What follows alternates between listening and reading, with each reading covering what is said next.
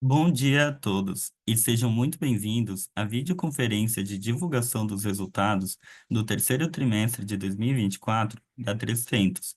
Estão presentes conosco hoje os senhores Luiz Osório Dumoncel, diretor-presidente e de Relações com Investidores, João Marcelo Dumoncel, diretor vice-presidente de Operações, Cristiano Costa, diretor financeiro, e Eduardo Motter, gerente de RI da 300. Informamos que esta videoconferência está sendo gravada e será disponibilizada no site de RI da companhia, onde se encontra disponível a respectiva apresentação. Destaco que para quem precisar de tradução simultânea, temos essa ferramenta disponível no ícone do globo, escrito Interpretation, localizado no canto inferior da tela. Para aqueles ouvindo a videoconferência em inglês, há a opção de silenciar o áudio em português, clicando em Mute Original Audio. Durante o evento, todos os participantes estarão apenas ouvindo a apresentação da empresa e, em seguida, iniciaremos a sessão de perguntas e respostas. As perguntas poderão ser feitas através de áudio, clicando no ícone Levantar a mão, disponível na parte inferior da tela. Para enviar perguntas por texto, basta clicar no ícone Q&A, também disponível na parte inferior da tela, e digitar sua pergunta. Antes de prosseguir, gostaríamos de esclarecer que eventuais declarações que possam ser feitas durante a apresentação relativas às perspectivas de negócio da companhia, às projeções e metas operacionais e financeiras e ao potencial de crescimento futuro da 300 consistem em meras crenças e expectativas da administração da companhia, baseadas nas informações atualmente disponíveis. Essas declarações envolvem riscos e incertezas, portanto, depende de circunstâncias que podem ou não ocorrer. Investidores devem compreender que condições econômicas gerais do agronegócio e outros fatores operacionais que podem afetar o desempenho futuro da 300 e conduzir a resultados que diferem materialmente daqueles expressos em tais considerações futuras. Agora, gostaria de passar a palavra ao senhor Luiz Osório do Moncel. Por favor, senhor Luiz, pode prosseguir. Obrigado, bom dia a todos. Queria agradecer a participação em mais uma call de resultados da 300. E nesse trimestre nós vamos falar sobre a receita líquida recorde e o lucro líquido recorde que a 300 conseguiu obter nesse terceiro trimestre e nesses 9 anos do ano de 2024. Falando do crescimento do dos segmentos da 300 é falar do crescimento, do fortalecimento do ecossistema da empresa. Então, quando a gente fala em insumos, grãos e indústria, desde o primeiro dia da 300, onde a gente começou a reportar os resultados, a gente sempre enfatizou que esse tripé é o que dá a sustentação para a empresa. Quanto ao volume de originação de grãos, que também é o item que nós vamos abordar durante a call aqui, para conversar mais a fundo, ele realmente é nesse trimestre o que puxou a empresa, o que foi à frente em termos de volume, e isso reflete ou é resposta para uma indústria muito eficiente, que já é o terceiro ponto aqui do nosso índice aqui dos assuntos que a gente vai falar, mas também de uma atuação na exportação, de uma atuação no mercado interno muito bem feita pelo time da empresa. E a originação do produtor é um contato, mais um contato que nós fizemos com ele e que fortalece, obviamente, os demais segmentos, insumos e indústria. A indústria entrega um valor, ela agrega realmente um valor na companhia de levar isso mais próximo do campo, cada vez mais a gente fica mais convencido e seguro desse caminho que nós decidimos trilhar em 2013, quando começamos com a primeira indústria de crush, e fomos fortalecendo e já estamos com 3 indústrias de crush de soja, 2 usinas de biodiesel e o processamento de milho vem aí.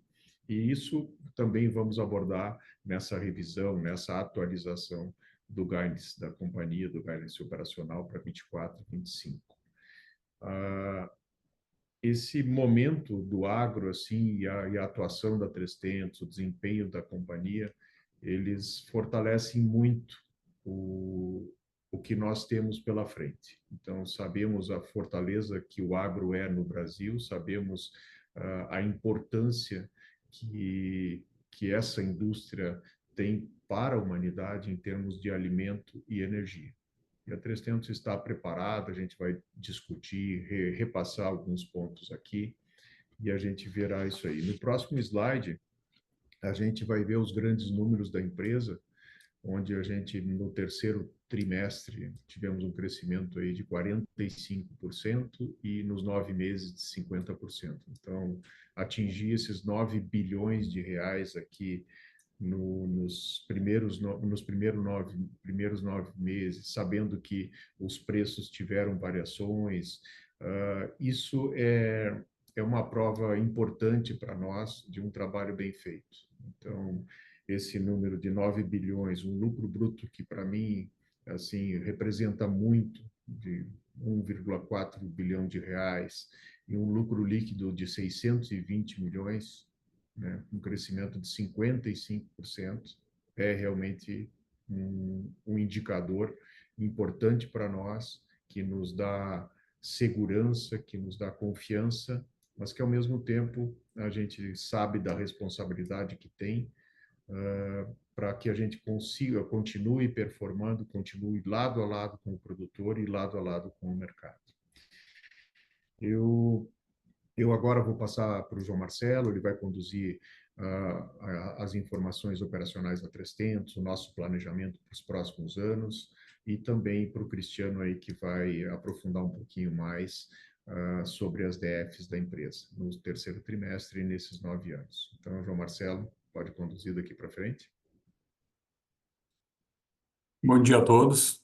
É sempre bom estar aqui e reportar para vocês mais um trimestre da empresa. Sem dúvida nenhuma, um trimestre onde a gente tem várias coisas para comemorar. E complementando o que o Osório trouxe em relação aos resultados e trazendo aqui um pouco mais a segmentação dos negócios da 300, né, as nossas áreas de atuação separadas, e trazendo um pouco mais de luz sobre essas áreas.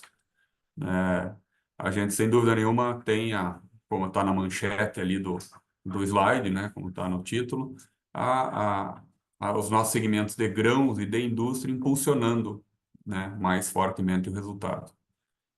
Quando a gente olha esses segmentos, né, e começando por insumos, que dos três segmentos hoje é o que vem com resultados mais estáveis, né, a gente pode ver ali que tanto em receita quanto em resultado, a gente vem tendo ganhos, mas ganhos mais estáveis, assim, ganhos menores, né? Mas, porém, com uma notícia boa, né? Que é a manutenção dos resultados no atual cenário, no atual momento, ela já é um resultado importante. Nós vivemos aí momentos bastante desafiadores no segmento de varejo de insumos. Nós vivemos preços que estão caindo, então a 300 vem conseguindo superar ou manter o faturamento ao menos, né, com um incremento de volume. E é isso que a gente vem fazendo, ganhando, né, em consequência disso, ganhando espaço, ganhando market share, ganhando mercado, ganhando confiança do nosso cliente, do produtor, né, e conseguindo ao menos manter o crescimento, um ligeiro crescimento de receita e também manter os resultados aí no mínimo estáveis aí no acumulado do ano com algum crescimento. Aí, como eu falei, nos outros dois segmentos, aí no segmento de grãos, né, onde a empresa aí teve um crescimento importante aí, no acumulado, no trimestre mais de 100%, no acumulado do ano 65% em receita, e em lucro, né, o trimestre aí com um resultado espetacular, aí, com crescimento de 189%, e refletindo no ano, um acumulado ainda de um crescimento de 76% no lucro bruto ajustado. Então, isso vem, obviamente, de volumes maiores, como a gente falou, alguma recuperação de preços, embora não tão expressiva em relação ao trimestre do trimestre equivalente de 23, e algum ganho aí por mix de produtos aí que também colaboraram com esse melhor resultado. E no terceiro segmento ali, que tá listado, né, indústria, aí sim, talvez o melhor cenário de todos aí, que é um crescimento importante, tanto em receita, atingindo aí um crescimento, né, entre 45% no trimestre e 66% no acumulado do ano, né, ele supera a marca dos 5 bilhões de receita no segmento de indústria.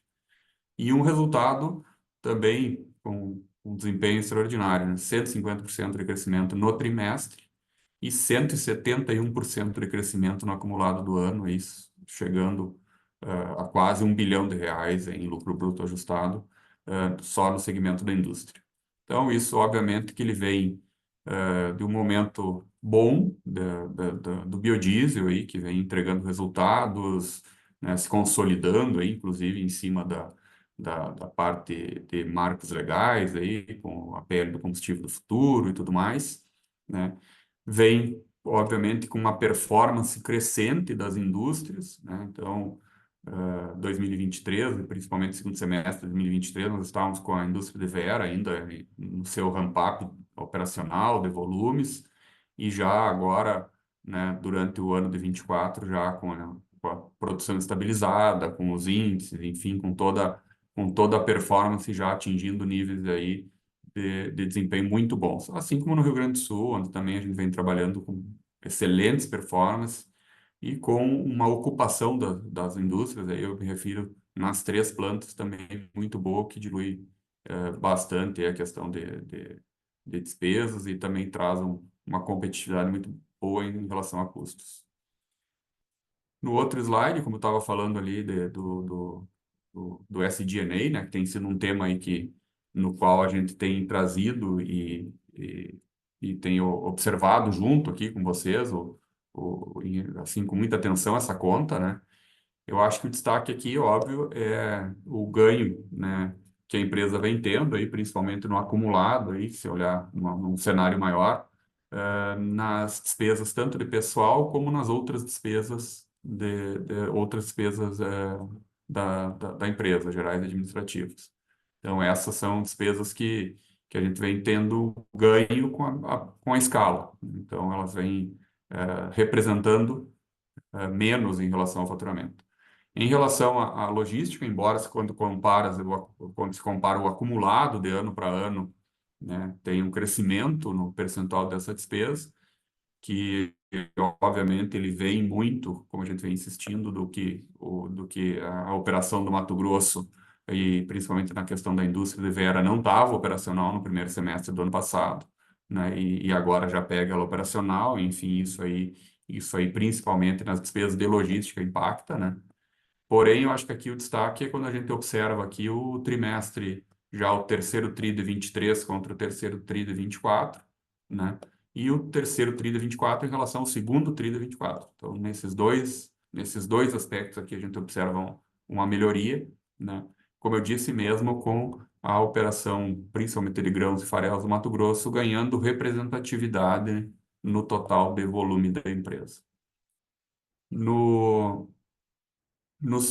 slide seguinte, né, a gente pode ver aqui a questão, talvez seja o slide mais importante do nosso call de hoje, né, que é a tradução do que a gente vem insistindo e vem colocando sempre que a gente tá conversando com vocês em relação aos objetivos da 3tentos, que é uma empresa de crescimento e de resultado.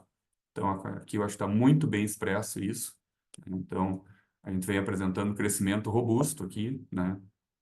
Crescimento em torno de 50% em receita, tanto no trimestre quanto no acumulado do ano, né? E principalmente aqui um crescimento nas margens, né? Então, a margem EBITDA aqui, o EBITDA ajustado, como a gente trata, né? Crescendo quase 200% no trimestre e crescendo acima de 100% no acumulado do ano.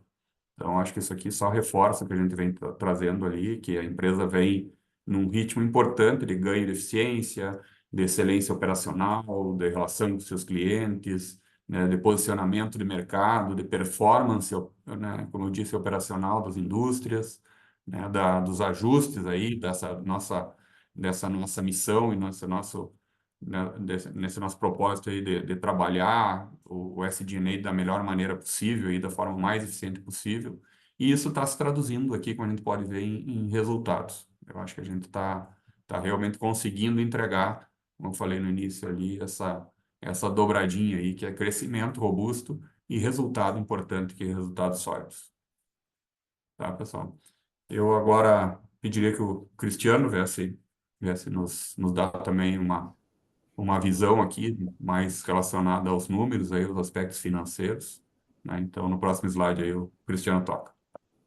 Bom, muito bom dia a todos, né? Então, vou dar continuidade aqui à apresentação, falando um pouco de como esse crescimento e resultado, ele também se dá de uma forma planejada e com muita segurança, né?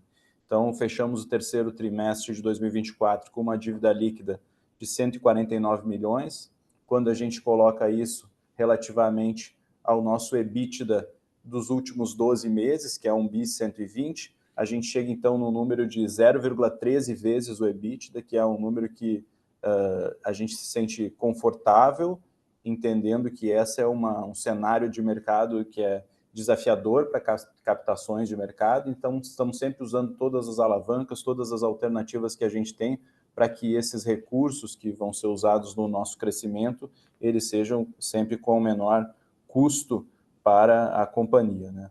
E também dentro de uma estratégia de uma construção de uma dívida que tenha um prazo alongado, né? A gente consegue perceber, então, que o total da nossa dívida de 1 bi 971, ela se traduz agora em uma distribuição entre longo e curto prazo, que permite que a companhia tenha segurança e planejamento ao longo dos próximos anos. Então, esse crescimento que foi apresentado, esses 9 meses, esse último trimestre em especial, ele não vem com uma carga de endividamento muito elevada até aqui, mas a gente sabe que a gente tem o desafio do novo ciclo de crescimento, de todos os investimentos pela frente. Próximo slide, falar um pouco sobre o que ocasionou, então, esse montante de 149 milhões ali de dívida líquida ao final dos 9 meses, né? Nós tivemos, ao longo desse período, uma forte geração de caixa, né, na ordem de 653 milhões, que mais do que compensou a nossa necessidade de capital de giro, né? O nosso capital de giro ele vem um pouco mais elevado em função ali principalmente da elevação dos nossos estoques de grãos, né? Mas esse geração de caixa mais do que compensou essa necessidade, e também viemos com o nosso CAPEX aí fazendo nossos investimentos na indústria de etanol em Porto Alegre do Norte, assim como as novas lojas e investimentos em lojas maduras e as ampliações nas nossas indústrias, atualizações necessárias, né? Então, tudo isso dentro de um CAPEX planejado, apresentado a todos dentro de um planejamento muito bem feito. Então, aqui a gente entende que a gente está exatamente dentro desse nosso planejamento e dentro do nosso cronograma de desembolsos. Então, para finalizar, então eu passo a palavra de volta ao João Marcelo, que vai falar um pouco desse uso desses recursos do nosso CAPEX, especialmente da nossa indústria de etanol de milho no Mato Grosso, que está no próximo slide. Como a gente vem falando também aqui, no início do ano, nós reportamos aqui o nosso novo ciclo de crescimento, como a gente chama, né, que é o nosso projeto aí de crescimento para os próximos anos. E dentre esses investimentos, o principal deles, o de maior volume, é o investimento na planta de etanol de milho, né, que está sendo construída em Porto Alegre do Norte. E aí é importante trazer um reporte aqui para vocês, o reporte do andamento das obras. Essa é uma foto da obra lá, do local uma parte da parte de armazenagem aí que está sendo construída para a obra, onde eu acho que aqui o mais importante é dizer que a obra está dentro do nosso cronograma, né? Assim, do cronograma previsto, seguindo com a conclusão prevista para o final do ano que vem. Nós já estamos aí com a contratação dela, das diversas partes, das empreiteiras e tudo mais, dos materiais, equipamentos, passando o volume de 70% do total orçado, né? E estamos com a execução, como eu disse aí, né, de várias frentes, são frentes múltiplas que acontecem ao mesmo tempo aqui, tanto no lado civil, montagem de equipamentos e ainda alguma finalização já nos últimos ajustes aí de terraplanagem. Então, o investimento, ele teve, né, foi relatado no fato relevante que foi divulgado ontem, e o incremento, né, da ordem de 120 milhões sobre o nosso volume inicial, e esse incremento ele veio, né, junto com um anúncio aí de um aumento de capacidade que nós trouxemos para a planta. Então, numa otimização de projeto, principalmente, né, num ajuste aí que a gente entendeu que tinha um custo-benefício bem importante, nós ampliamos a capacidade em 30%, né, com esse adicional de investimento aí que ficou um pouco acima de 10% do valor que nós já tínhamos orçado. Então, o que traz ainda mais competitividade para o nosso projeto e uma resposta prevista ainda melhor aí para o período operacional dele, como eu falei, com a conclusão ainda firme para o final. Acho que é importante também, eu acho que dá para nós olhar no próximo slide, aí, reforçando que, além do ciclo da indústria de, de Porto Alegre do Norte, né, nós trouxemos juntos nas perspectivas de 23 e 24, aliás, de 24 e 2025, né, nós trouxemos juntos aí uma continuidade do nosso crescimento. Então, vamos continuar no ritmo de abertura de novas lojas, né? Como a gente já vem reportando, nós continuamos aí na nossa busca incessante aqui de margens, né? Então, a gente entende que a gente já conseguiu ou está conseguindo agora durante 24 uma consolidação importante nas margens, né, operacionais da empresa, em todos os segmentos, ainda com um desafio de uma melhora na margem do varejo de insumos, mas que a gente está batalhando para voltar para níveis históricos com essa margem, né? Continuamos aí muito otimistas com a questão dos biocombustíveis, então, como eu falei antes ali, tanto em relação aos marcos legais, as perspectivas que estão criadas aí para o mercado de biocombustíveis, tanto no Brasil como numa visão ampla aí, mundo afora, né? Então, biocombustíveis tá com uma força muito grande aí na economia. E aí, isso obviamente traduzido aí, tanto, como eu falei há pouco, no investimento lá em Porto Alegre, no Norte, como também num prazo mais curto aí com a questão do biodiesel, que além, obviamente, como também foi reportado no fato relevante de ontem, além das capacidades já instaladas, a empresa caminha para aumentar assim, as indústrias já existentes, ter uma ampliação de capacidade, o que vai nos trazer certamente aí volumes maiores, resultados ainda mais consistentes e mais firmes aí no segmento de biocombustíveis. E, como a gente sempre fala e repete aqui, em todas as nossas interações, né, a questão da força do ecossistema.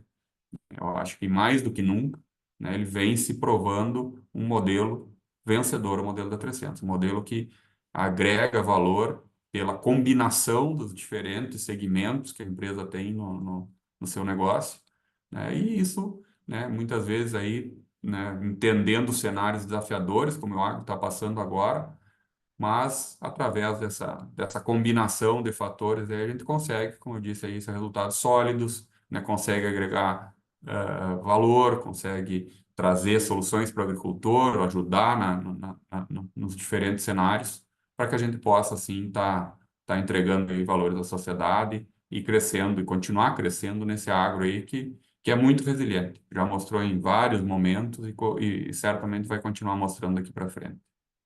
Certo, pessoal? Eu acho que com isso a gente encerra a apresentação, né? E aí eu já partimos aí para a sessão de perguntas e respostas. A gente está à disposição aqui para responder vocês aí à medida que vocês tiverem algumas dúvidas. Agora, daremos início à sessão de perguntas e respostas. As perguntas podem ser feitas através de áudio, clicando no ícone levantar a mão, Raise the Hand, disponível na parte inferior da tela. Neste momento, uma solicitação para ativar seu microfone aparecerá na tela. Para enviar perguntas de texto, basta clicar no ícone Q&A, também disponível na parte inferior da tela, e digitar sua pergunta. A nossa primeira pergunta é de Pedro Fonseca, da XP Inc. Por favor, Pedro, pode ativar seu microfone. Tudo bem, Luiz, João, Cristiano, Edu, bom dia e, antes de mais nada, parabéns pelo resultado. Obrigado por puxar a minha pergunta aqui, pessoal. Eu tenho duas, tá? A primeira eu queria fazer sobre a margem da indústria e até, de certa forma, meio que repetir uma pergunta que eu fiz aqui no último call. A impressão que a gente tem é que o crush margin no Rio Grande do Sul continua acima do crush margin no Mato Grosso, né? Por uma questão específica ali do Mato Grosso, problema de safra que teve no ano passado. Ou seja, teria mais uma pernada para vir para essa margem da indústria, uma vez normalizada a situação do Mato Grosso e se concretizando essa super safra que parece que é o que está para vir. Né? E aí a minha pergunta é, faz sentido esse racional? E se faz, se vocês puderem quantificar para a gente mais ou menos quanto teria para vir ainda de margem, né? Talvez em pontos base ali na margem bruta da indústria, quanto ainda teria para vir uma vez normalizada a situação, então, se a gente pode colocar dessa forma. Esse é meu primeiro ponto. O segundo ponto que eu queria entender com vocês é essa melhora bem significativa na linha de logística ali, né? E aí, se vocês puderem trazer para a gente os principais drivers dessa melhora, se eventualmente tem alguma coisa a ver com maior exposição do frete spot, queda no frete rodo, e até entender para vocês assim, qual que é a estratégia para o ano que vem, né, em relação aos fretes, expectativa de tarifa.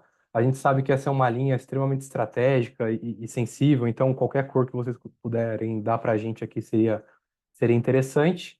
E aí também, assim, é uma pergunta difícil, mas o que a gente pode considerar aqui em relação de percentual da receita para essa linha de logística olhando para 2025? Esses são meus pontos. Mais uma vez, obrigado, pessoal. Bom dia, Pedro. Obrigado pela pergunta e a participação aqui conosco sempre. A primeira parte da pergunta, acho que o João Marcelo tem totais condições aqui de responder. Eu vou tentar ajudar aqui no que diz respeito à logística, né?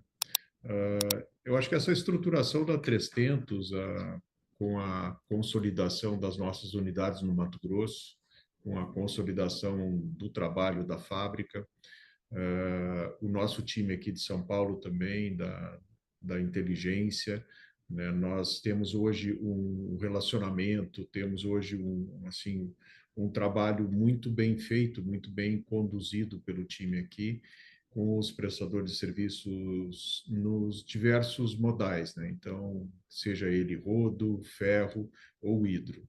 A 300, o posicionamento dela na 163, que hoje é o maior volume da nossa operação no Mato Grosso, Pedro, ela nos permite arbitrar muito bem o Arco Norte, o Arco Sul, né? Ainda não estamos saindo com farelo pelo Arco Norte, fizemos apenas um navio pelo Arco Norte, navio teste, que até foi para o Marrocos, comentamos isso em alguns calls anteriores, mas assim, a principal motivo dessa melhor performance é uma atuação muito responsável de um time que tem conhecimento do mercado, conhecimento nas decisões e a consolidação da 300 na 163, na região da 163, aliado a esse conhecimento, a essa inteligência, tem nos levado a tomar melhores decisões e isso mitigou, reduziu a nossa despesa com fretes, com logística. Acreditamos que a gente continue fazendo sempre isso. Difícil de mencionar assim como vai ser o próximo ano, ainda o milho primeira safra está todo plantado numa perspectiva muito boa, a soja assim sendo muito bem plantada também, germinação boa, mas ainda está longe de nós chegarmos lá na frente. Nós já temos algumas ações muito bem feitas no que diz respeito com parceiros de reserva de volumes, de espaços, etc., mas sobre preços fica difícil de falar. E agora, então, acho que o João Marcelo consegue abordar melhor aí a questão da margem das indústrias, ou do crush margin. Não, sem dúvida, Pedro. A questão das margens, né? Tu observou bem, a crush margin no Rio Grande do Sul, ele tá acima do crush margin do Mato Grosso.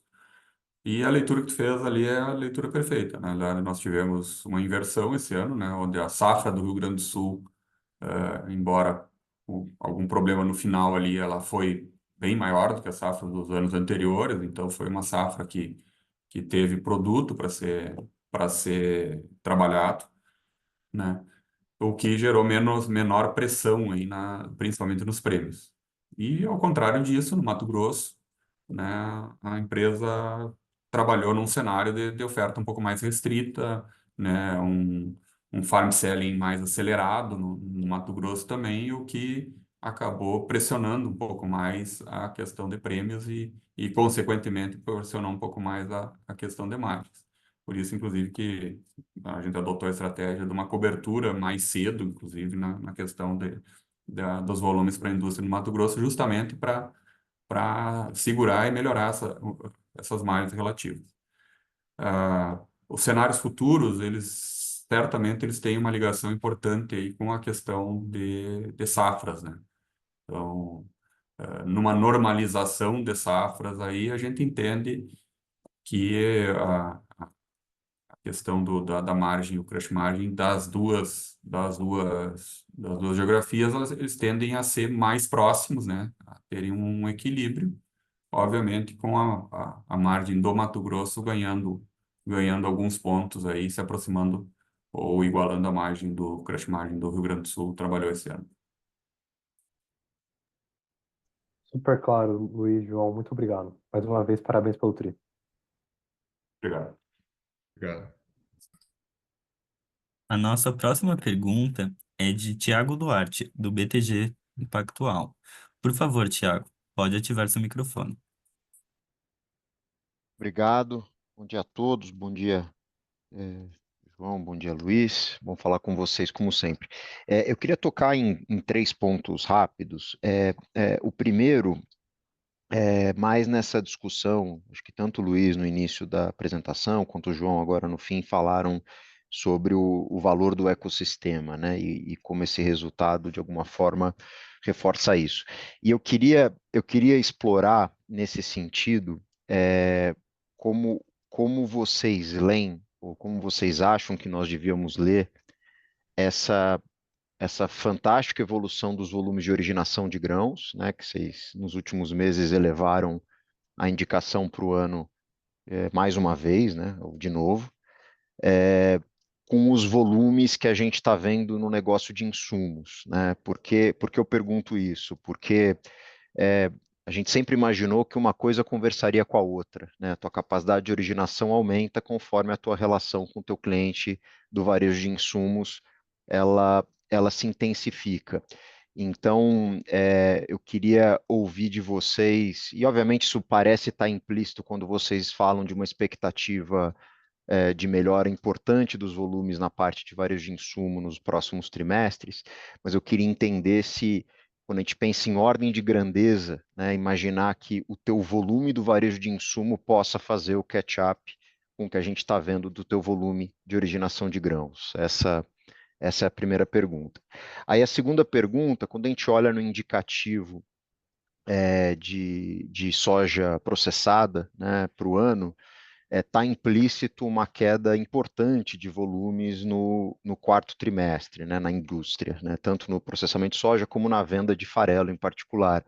Aí eu queria entender, eu me lembro que havia uma história de parada para manutenção, mas eu não me parecia ser dessa ordem de grandeza. Eu queria entender se tem mais alguma coisa, antecipação de volumes no terceiro trimestre que iria originalmente para o quarto, ou alguma coisa que a gente não está pegando aqui.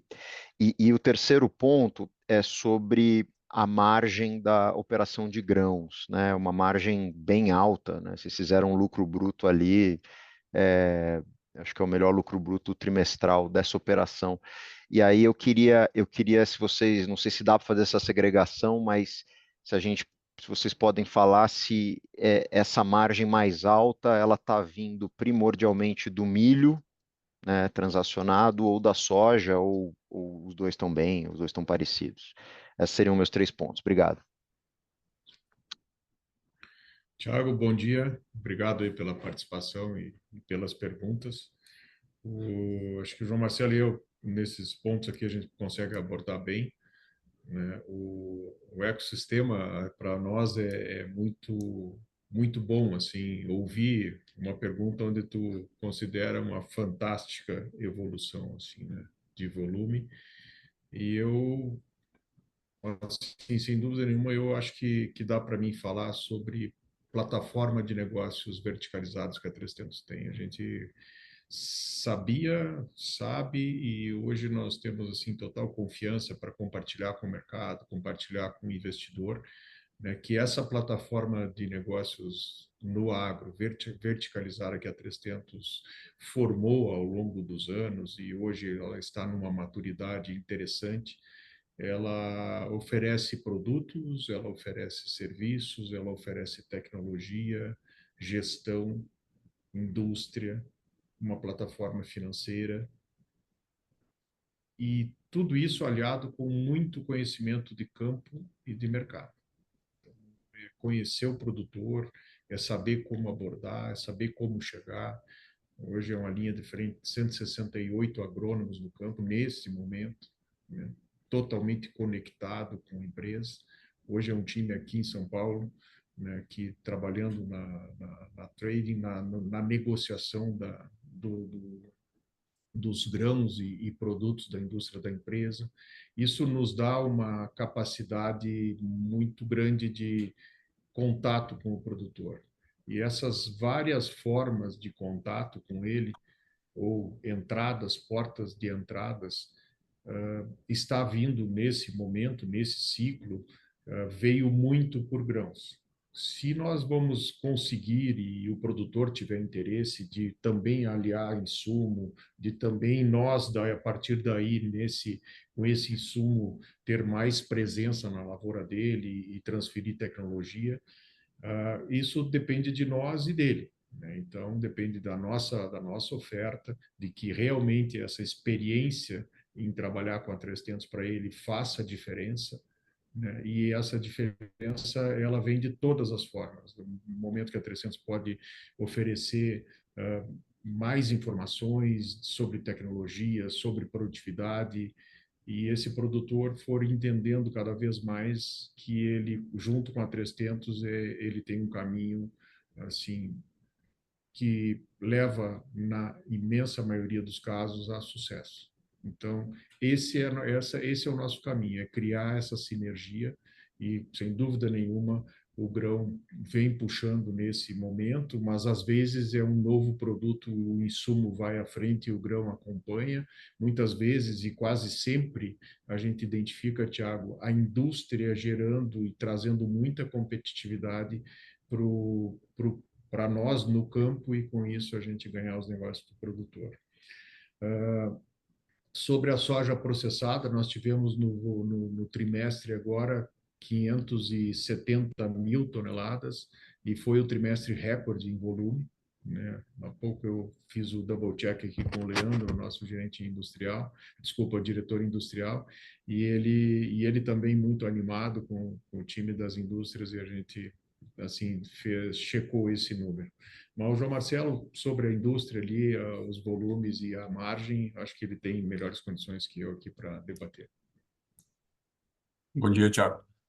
Complementando aqui, só acho que ainda na questão do ecossistema, né? Eu só gostaria de trazer uma frase que a gente usa internamente aqui há algum tempo, né? E faz, digamos assim, traduz um pouco do nosso sentido do ecossistema, que é insumos para comprar grão e grão para vender insumos.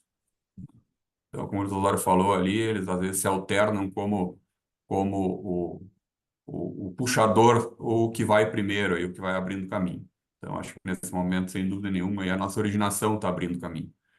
Em relação aos volumes da indústria, né, como o usuário falou, o terceiro TRI foi um TRI especial, aí, onde a gente conseguiu uma performance muito boa, praticamente trabalhar com 100% das capacidades das três indústrias.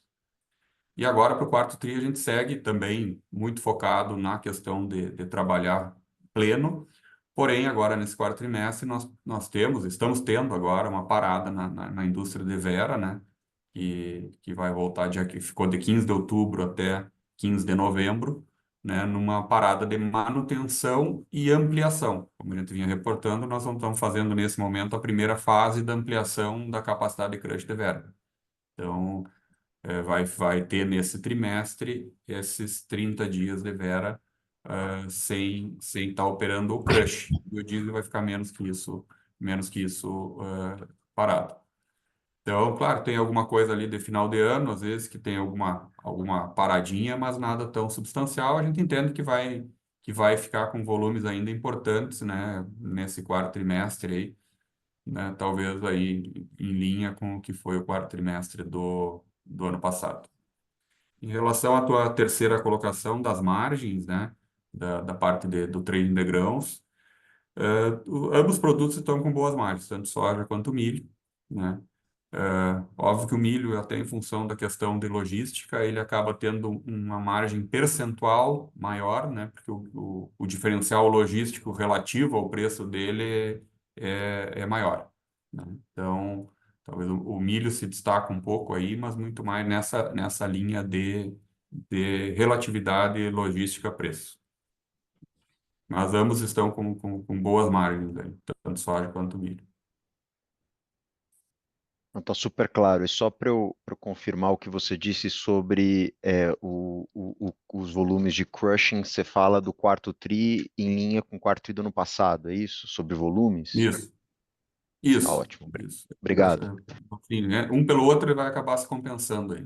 O ano passado nós tivemos uma parada no Rio Grande do Sul, próximo ao final do ano, que esse ano vai acontecer somente em fevereiro. Aliás, né, esse ciclo vai acontecer em fevereiro de 25.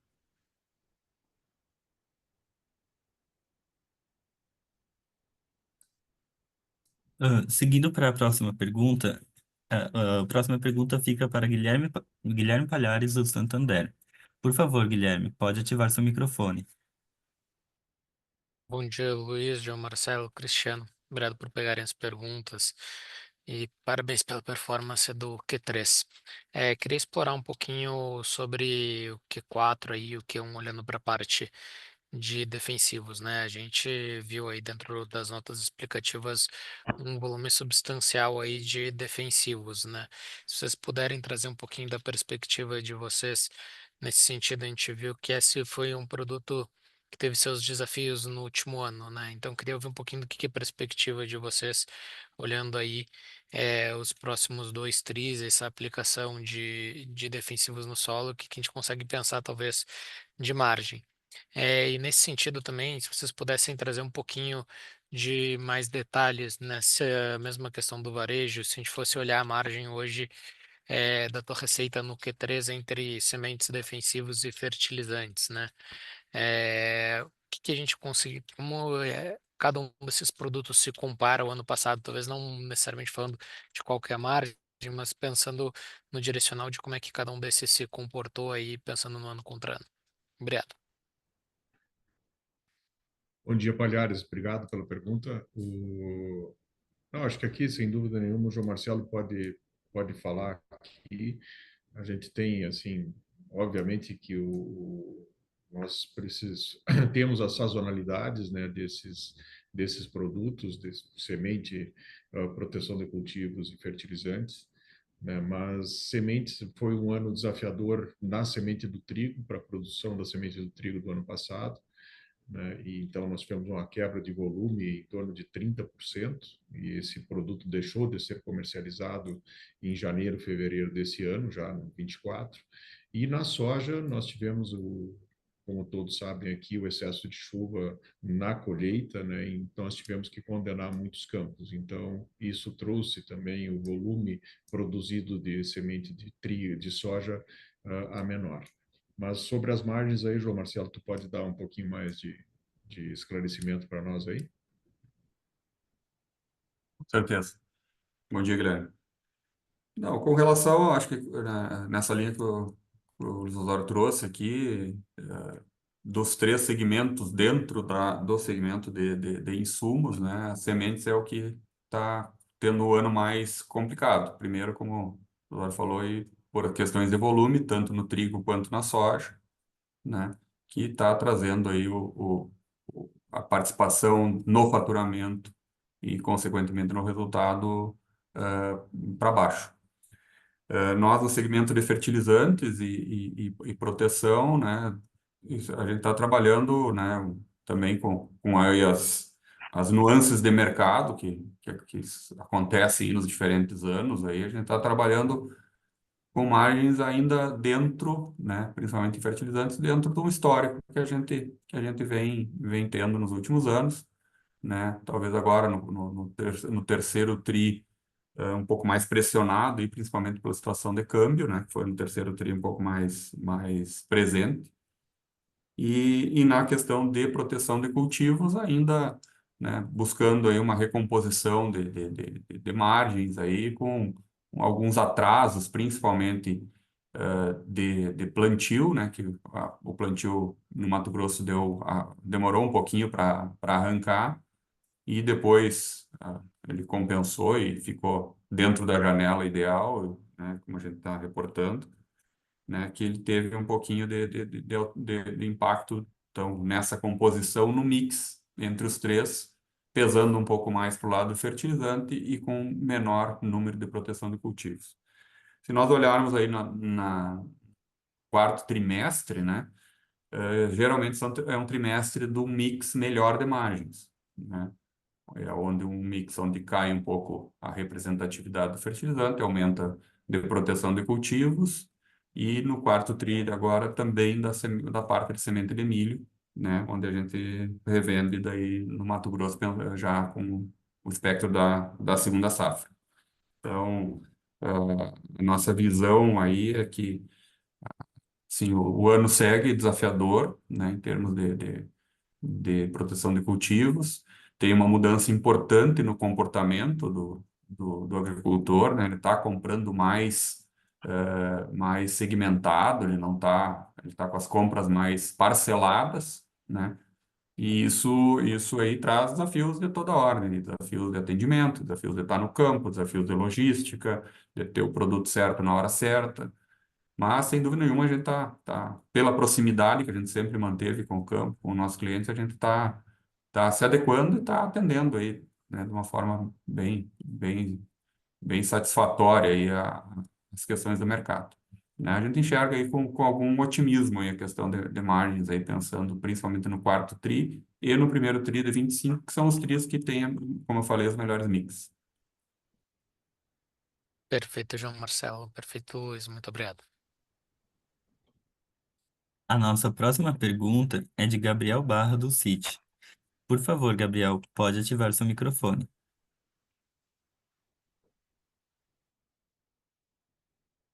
Olá, pessoal. João, Luiz, Cristiano, obrigado por pegar minhas perguntas. Fazer o quórum aqui, parabéns pelos resultados. Acho que foi realmente um trimestre muito interessante. Eu vou até emendar nesse parabéns aqui. Eu acho que o setor como um todo, principalmente olhando para o mercado de insumo, a gente que acompanha a história desde o começo, lá, desde a época do IPO, a gente tinha um questionamento muito grande em relação à estratégia da companhia de crescimento, né? A gente via alguns players um pouco mais focados ali no crescimento inorgânico, talvez um crescimento até um pouco mais agressivo do que vocês numa toada, você falava muito ali até M&A de pessoas, crescimento mais orgânico, um crescimento mais devagar, mas mais consistente do que o mercado. E aí esse ano a gente teve talvez uma virada de chave aqui no setor, né? Eu acho que o setor é um pouco mais difícil, mais complicado, algumas recuperações, assim, alguns países enfrentando algumas dificuldades financeiras. E aí minha pergunta vai um pouco em relação a isso. Acho que talvez o que eu gostaria de entender aqui é, olhando até pelo guidance que vocês soltaram, né? Eu acho que mantiveram ali o número de lojas, número de 100 lojas, como que a gente deveria ver esse pace de crescimento de loja e também pensando em região, né? Acho que ali no IPO vocês tiveram esse movimento no Mato Grosso, parece um movimento que foi super acertado e bem colocado. Daria para esperar aqui agora, dessas 100 lojas, né, desses 30 lojas adicionais, alguma nova região? Vocês têm pensado sobre isso? Eu queria entender um pouco mais esse processo de crescimento. A segunda pergunta, mais olhando para o resultado. A gente viu o impacto relevante ali no working capital vindo de grãos, né? Se você for olhar os números, o maior impacto ali de crescimento na linha de estoque foi na linha de grãos. E aí eu queria entender um pouco como a gente deveria pensar essa linha de estoque ao longo dos próximos trimestres, o quanto que isso deveria ser um resultado ali, ter um investimento ali no negócio em working capital, e quanto ali deveria ser retornado em caixa para a companhia nesses próximos trimestres, quando a gente deveria ver isso, se já no próximo trimestre já deveria suavizar bastante esse impacto, ou mais para 2, 3 trimestres para frente. São esses pontos, pessoal. Obrigado. Bom dia, Barra. Obrigado aí pelos comentários e pelas perguntas. Eu pensei aqui de nós separarmos aqui em três momentos. Eu posso iniciar falando sobre a nossa estratégia de crescimento, né? Eu acho que o João Marcelo, sobre as regiões, as geografias, o número de lojas, esse pace que nós estamos dando agora de abertura de novas unidades, ele tem, assim, ele pode abordar com mais profundidade. Eu pediria daí para o Cristiano, no terceiro momento aqui, falar sobre o working capital. O crescimento orgânico, ele é, assim, o mote da 300, né, até foi comentado, né, do nosso M&A de pessoas, e nós, desde janeiro, o João Marcelo e eu aqui, junto com a Miziara, que é a diretora de RH, a gente definiu que a companhia realmente vai seguir com o nosso mote de crescimento, resultado, mas nós acrescentamos que ele é feito através de pessoas. Então, o clima organizacional da companhia, né, os times que vão se formando, e a gente conduz no crescimento das demais, dos segmentos, seja ele insumo, seja ele grãos, indústria e a parte financeira, Atentos Cap, são times muito conectados um com o outro e muito bem preparados. E com esse objetivo de continuar crescendo, né, de fazer um trabalho importante para esse produtor que está conosco desde o primeiro dia da 300, há 29 anos atrás, quase 30, dia 4 de fevereiro de 2025, vão fazer 30 anos que entrou a primeira carga de milho na 300, e de lá para cá a gente nunca parou de crescer. Nós crescemos todos os anos entregamos resultados positivos. E isso é feito por profissionais muito comprometidos. Agora, o ritmo de crescimento que a 300 vem implantando e continuará implantando, ele vai junto com esse agro, que tem momentos mais desafiadores, momentos ou ciclos difíceis, às vezes até dificílimos, mas uma plataforma, um ecossistema muito bem gerido, com responsabilidade, com objetivos claros da onde a gente vai chegar, né? A gente tem assim segurança que nós vamos continuar fazendo um trabalho assim que tem valor para o nosso cliente, tem valor para o mercado, e isso obviamente que vai nos fortalecendo cada vez mais. Mas eu acho que o João Marcelo ali das regiões e das lojas, das novas lojas, o João Marcelo pode dar uma palhinha para nós aí? Sim. Bom dia, Barra. Não, em relação ao crescimento, né, óbvio, como a gente vem tratando aqui, o José reforçou agora a questão do crescimento orgânico e tudo mais. Nós, recentemente, agora, durante esse ano, a gente está com essa frente do Vale do Araguaia, né, que está dentro do contexto da indústria de etanol de milho. Então, ali estão se concentrando agora as principais aberturas, né, de lojas, né, no sentido amplo de consolidar o ecossistema ali, né, com a questão de insumos junto com a indústria está sendo construída e junto com a parte de grãos através das unidades que tem grãos e insumos combinados. Então a gente ainda abriu algumas lojas esse ano na BR-163, né, ainda na complementação daquela geografia, ainda ocupando espaços.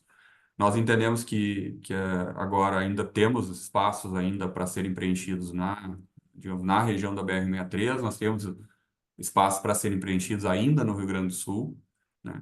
E temos, como eu disse, essa questão da frente do Vale do Araguaia aí como principal vetor do crescimento esse ano e possivelmente no no próximo ano.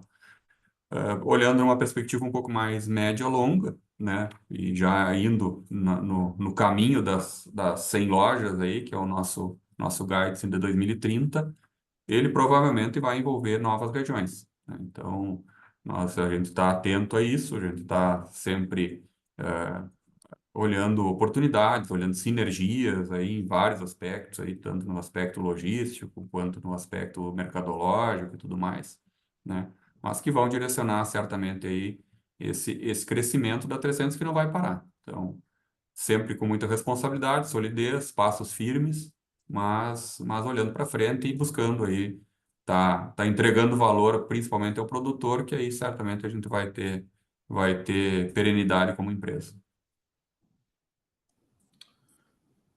Bom, Gabriel, bom dia. Então, em primeiro lugar, agradecer as suas palavras aí. Eu acho que a gente está realmente aí no momento que a gente consegue mostrar aí um pouco do nosso valor, do ecossistema e de ter todos esses segmentos dentro de uma mesma empresa, né?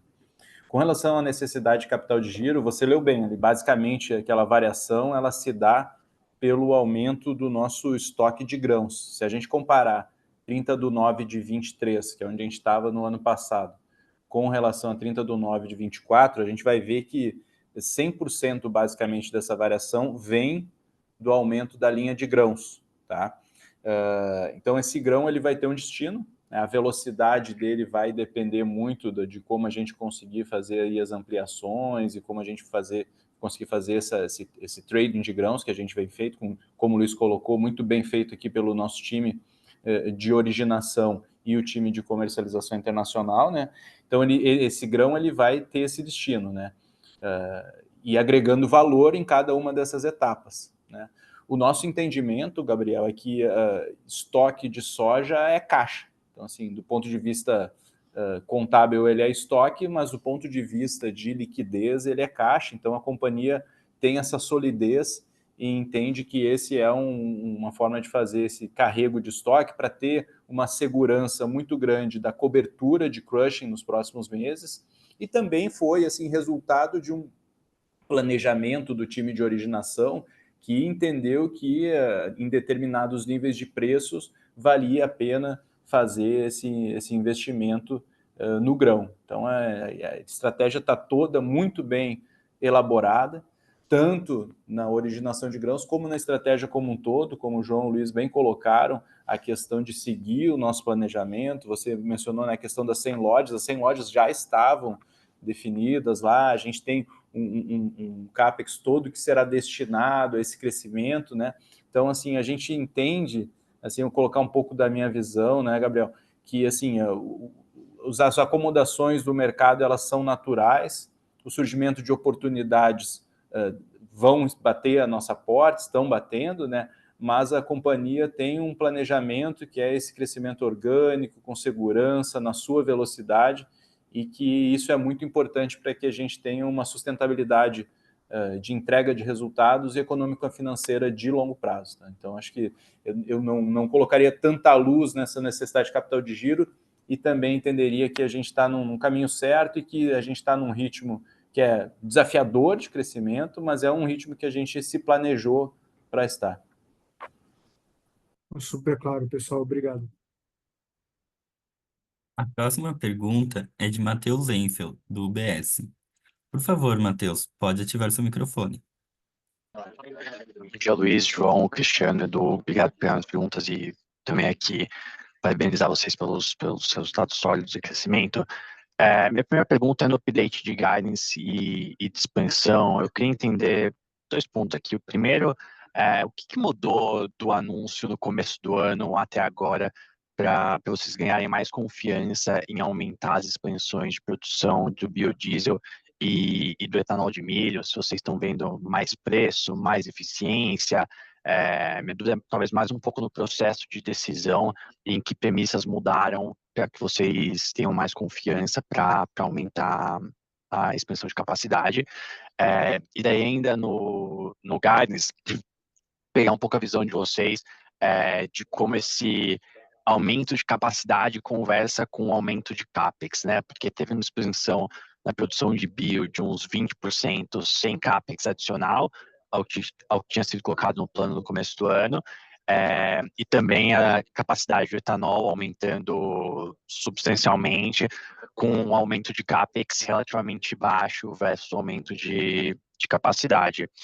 E daí a minha segunda pergunta é entender um pouco o impacto da nova lei no Mato Grosso sobre moratória da soja. Se a gente pegar o número que algumas associações falaram, as nossas estimativas, o impacto de EBITDA podia ser uns 10, 15%. Queria entender como fica a visão de vocês de risco sobre impactos sobre a operação no Mato Grosso, e quanto do economics da planta de etanol de milho depende desses benefícios. Obrigado. Matheus, bom dia, obrigado aí pelo teu comentário. Nós vamos nos dividir aqui em três para respondê-las. Né? Sobre o update de guidance, de por que o aumento, né? Sem dúvida nenhuma, nós observamos e viemos observando assim uma maior previsibilidade, uma segurança jurídica no que tange a biocombustíveis. Observamos e temos assim a convicção de que o biocombustível ele já faz parte dessa transição energética, vai continuar fazendo parte, será cada vez mais importante. E quando nós tivemos a aprovação da Lei do Combustível do Futuro, nós identificamos ali uma necessidade, talvez uma sequência natural para a 3tentos ampliar a sua atuação em biodiesel e, obviamente, já que estamos começando no processamento de milho, na produção de etanol, nós também ampliarmos isso. Então, tivemos uma segurança. Eu tenho falado nos últimos tempos que transição energética não é um programa de Estado ou de governos, ele realmente é uma demanda da sociedade. Então, a sociedade está demandando isso. E em determinados momentos ou ciclos, ela demanda com mais força, com mais insistência. Às vezes, essa demanda é menor. Ela não é uma questão somente de ESG, é uma questão muito maior e uma demanda da sociedade. A 3tentos está preparada para fazer essa fase agora de crescimento que nós estamos colocando no guidance, e isso traz, obviamente, um reflexo nas demais frentes que a empresa trabalha, como insumos, grãos, financeiro, etc. Então, esse é a nossa resposta, o porquê aí do nosso aumento. Quanto à moratória da soja, vamos dizer assim, é uma situação de mercado que aconteceu há alguns anos, né, onde as empresas, para fazerem exportação, elas precisavam ter uma garantia que o produtor não estava fazendo supressão vegetal sem autorização, fora de um prazo, né? O produtor segue uma lei brasileira que é de meio ambiente, que é a lei mais rigorosa do mundo, né? E assim quase que a totalidade do produtor rural brasileiro profissionalizado ele segue essa lei. Nós não temos assim informações maiores se isso vai continuar, não vai continuar. A decisão está assim e ela será feita e conduzida pelos governos, né, estaduais e federal, e a 3tentos vai cumprir a lei como sempre fez, né? O impacto de 10 a 15% é uma estimativa, né, onde o que o mercado está fazendo. Obviamente, se isso se refletir, ele vai se refletir em todo o mercado. Então, não será uma situação isolada para a 3tentos, ou para a empresa A, B, C, ou para o produtor B, X ou F, né? Então, essa é uma situação que a gente está acompanhando bem de perto, mas o João Marcelo, eu acredito, e junto com o Cristiano, eles poderão assim responder, né, se isso está dentro do nosso planejamento para o etanol, para o aumento ou não, né? E o João Marcelo pode também falar um pouquinho melhor do CAPEX ali do biodiesel e do etanol. Nós acreditamos aqui, Matheus, principalmente em relação à moratória, que vai se buscar uma solução pragmática aí que atenda que atenda aos diferentes atores aí, né? Acho que trazendo o que é mais justo para o produtor, né? Não esquecendo de olhar a questão dos mercados, obviamente, que a gente pretende acessar, e também, obviamente, em linha com a legislação, que, como o Isadora falou ali, é uma legislação extremamente rigorosa, e o cumprimento dela certamente já é uma garantia aí de um equilíbrio de sustentabilidade muito bom. Em relação ao que tu perguntasse ali do CAPEX relativo, né, sem dúvida que as premissas gerais aí do mercado de biocombustíveis são fundamentais para nós, e premissas operacionais e de projetos também pesaram na nossa decisão. Então, à medida que o projeto de Porto Alegre do Norte, da indústria de etanol, ele foi se consolidando, nós entendemos que esse incremento no projeto, esse aumento de capacidade, como eu falei anteriormente ali, de 30%, mediante um aumento de CAPEX de 11%, ele fazia todo sentido, o mercado tá aceitando, assim, tem boas perspectivas pro etanol, e aí, como eu disse, a nossa otimização do projeto também foi uma premissa importante aí na questão do CAPEX. Em relação ao bio, esse aumento de 20% do plano original, das capacidades, ele está refletido. Primeiro, ele não é um aumento que também, na premissa de projeto, ele não é um aumento que tem um impacto tão importante, ou tão relevante, obviamente, em perspectiva ao montante de investimentos, né? Então, ele fica num valor não tão alto. E ele está sendo diluído dentro daquele montante geral ali que nós trouxemos para as ampliações industriais. Então, ele está sendo equalizado junto com o nosso, vamos chamar assim, pacote de ampliações das indústrias já existentes, que se tu olhar ali, inclusive está no fato relevante, nós temos um montante destinado de 260 milhões para isso aí. Então, dentro desse montante, a gente tá fazendo essas ampliações, tanto de crush, como está anunciado ali, quanto esse aumento aí do biodiesel nas duas etapas, né? No primeiro guidance, que era as 2.500 metros cúbicos dia, tanto agora no de 3.000 metros cúbicos dia. Então, eu acho que, como eu estou reforçando, então a gente tem o aspecto de mercado, de premissas assim gerais de mercado e de setor, e também aspectos aí importantes aí em termos de otimização de projetos. Bom, Ótimo. Matheus, complementando aqui então a questão da moratória da soja, né, e os impactos no etanol, assim, todo projeto que a gente desenvolve na 300, né, ele é feito sem contar com benefícios fiscais, tá? Então, sua viabilidade, ela foi analisada nesse sentido, bem como essa nossa decisão de ampliação, tá? Então, o nosso projeto, a tomada de decisão, os cálculos das margens ebítidas, elas não levam esse efeito em consideração. A gente entende que todo esse efeito é um benefício que é adicional. Assim como, por exemplo, conseguir um financiamento abaixo da taxa de mercado. A gente faz todas as projeções com taxas de mercado, tá? Com relação especificamente à nova regulamentação e seus efeitos, nós estamos esperando a nova regulamentação, um texto novo.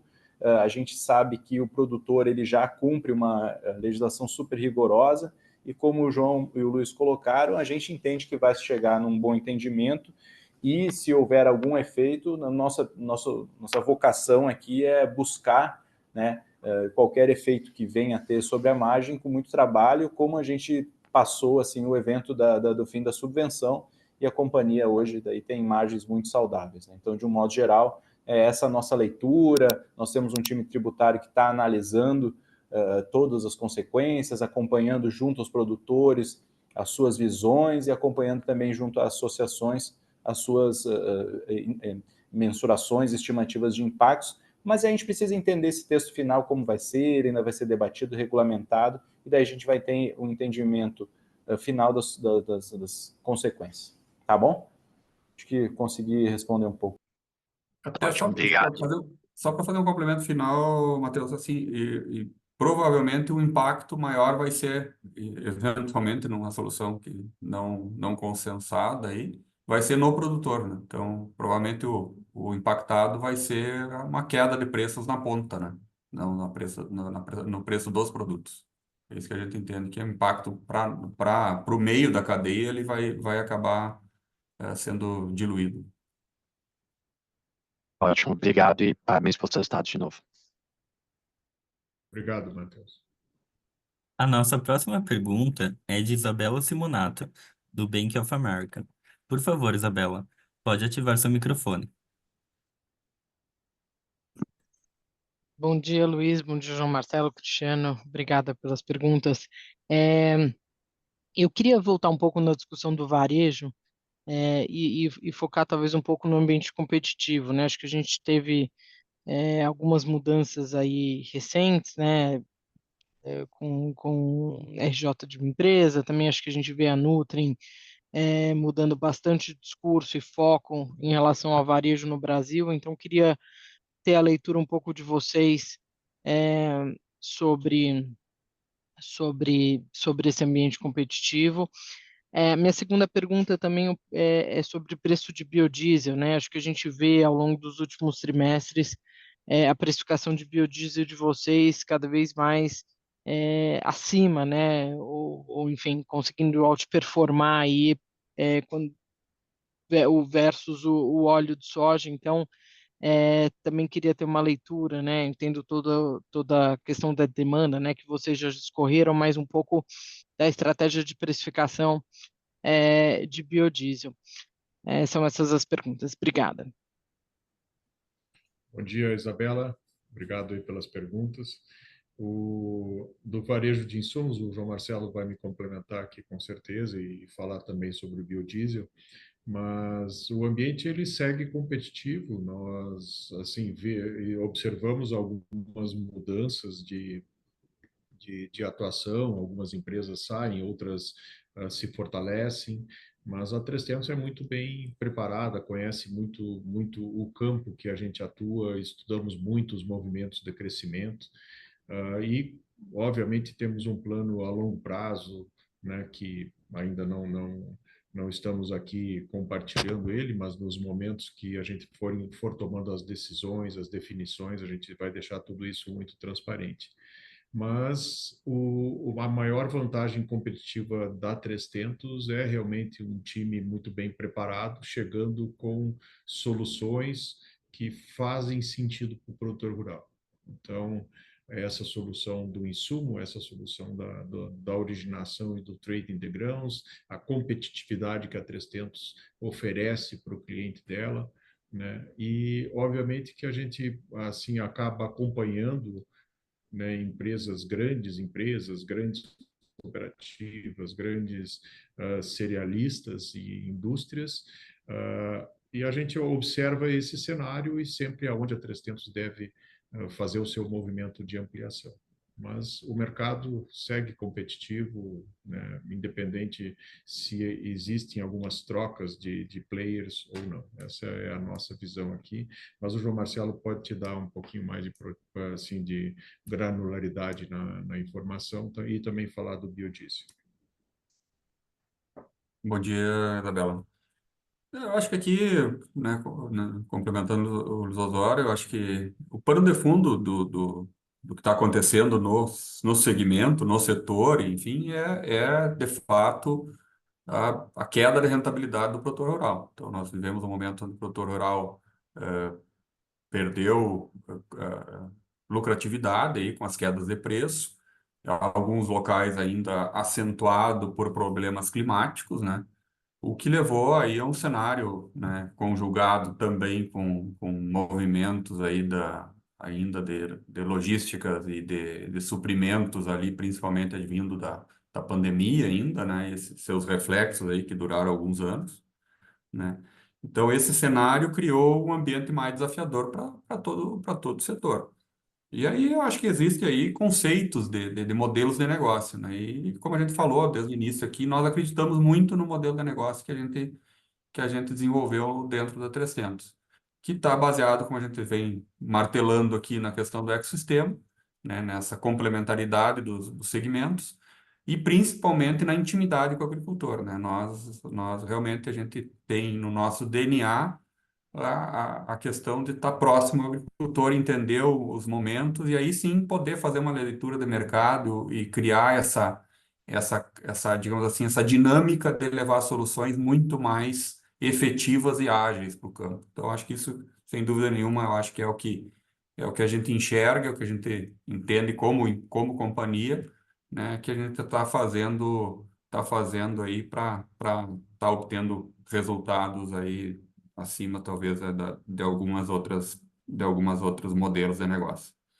Em relação ao biodiesel, né, sem dúvida que existe aí, eu acho que a consolidação desses, como a gente vem tratando aqui, desses marcos aí, de marcos legais, essas questões aí de previsibilidade que está se dando para os biocombustíveis de uma forma geral, né, esses incentivos quanto à regulamentação no Brasil. Então, isso eu acho que está no cerne, eu acho, da nossa estratégia de expansão, tanto do projeto etanol, expansão do biodiesel, e, obviamente, que isso aí tá lastreado pelos resultados que está se obtendo, né, no segmento.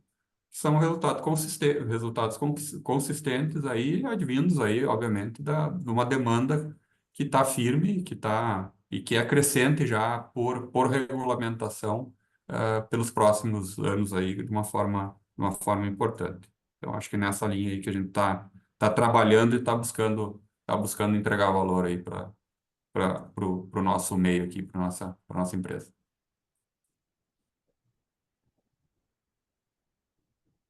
Perfeito, super obrigada. Obrigado, Isabela. A nossa próxima pergunta é de Henrique Brustolin, do Bradesco. Por favor, Henrique, pode ativar seu microfone. Bom dia, Luiz, João Marcelo, Cristiano, obrigado por pegar minhas perguntas. Minha primeira, eu queria ouvir um pouco sobre a revisão do guidance de vocês para o varejo de insumos mais para esse ano, né? E aí, principalmente considerando é uma loja a menos do que era anteriormente previsto, só que uma área de influência maior, né?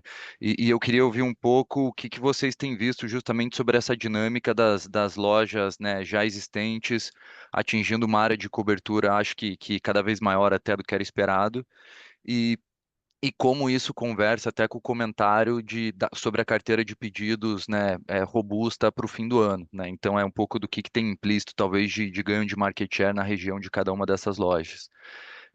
Essa é a primeira. E aí, dois follow-ups rápidos. A primeira para o João Marcelo, só para ficar claro na discussão sobre margem do varejo, se eu entendi direito, se isso a margem do varejo, ela parece ser muito mais um tema de mix do que margem unitária para cada um dos produtos. Então, se essa leitura está certa.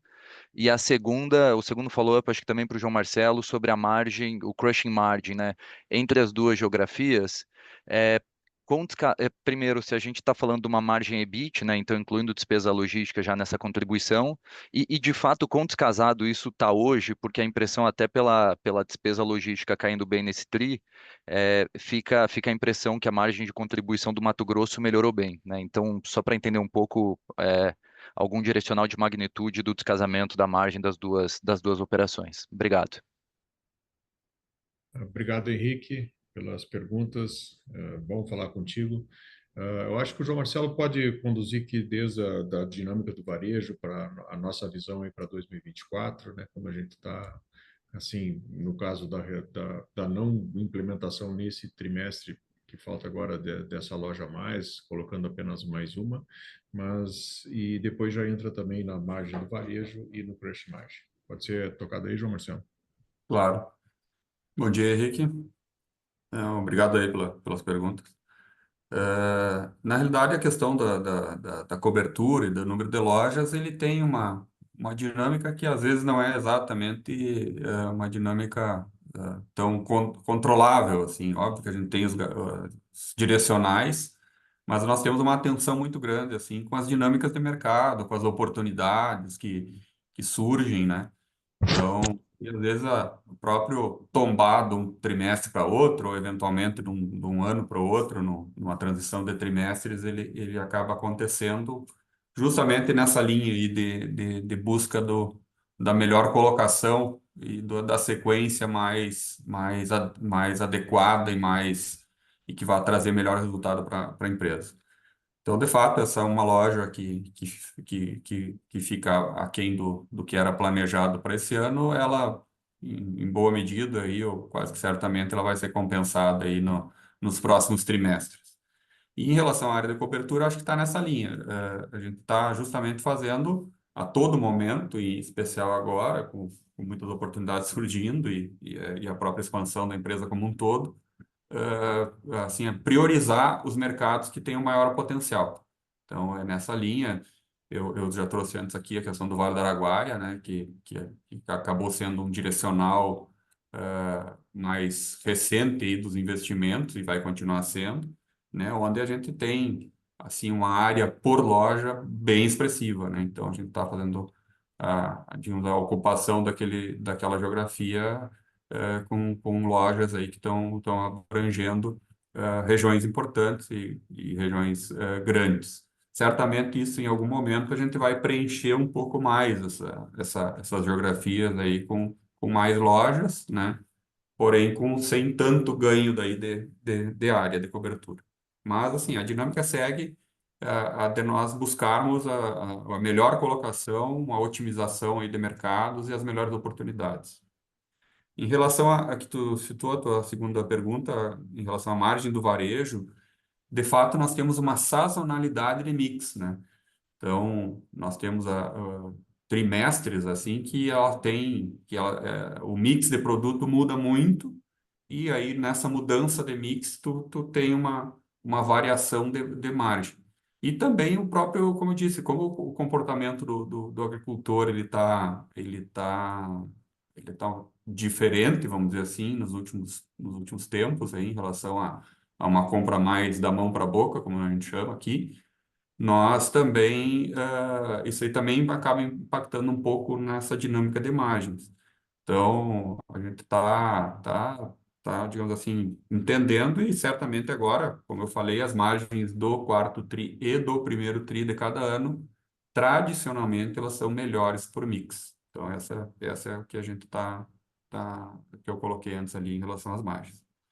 Em relação à terceira pergunta, também sobre margem, né, na relação do crush margin, de fato, como eu já afirmei antes, o crush margin do Rio Grande do Sul, ele está acima do Mato Grosso, e aí a gente já tratou dessa dinâmica aí de escassez, da diferença de prêmios, né, que a gente sofreu nesse ano, né, assim, tu falou ali da logística, né,